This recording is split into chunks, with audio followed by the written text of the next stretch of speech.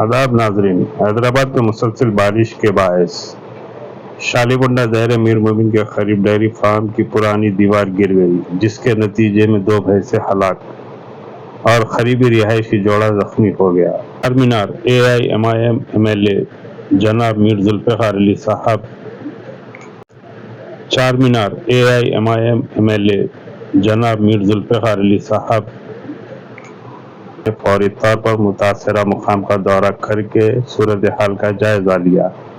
उन्होंने फौरी तौर पर डिजास्टर रिस्पांस फोर्स DRF के अहदेदारों को मुतल्ला किया और उन्होंने हिदायत दी कि वो मलबे को हटाने के लिए ज़रूरी कार्रवाई करे और मज़ीद वाक़यात को रोकने के लिए हिफाजती इक़दामात को यकीनी बनाए। मुकामी रिहायशियों ने बरवक्त रद्द अमल को सराहा और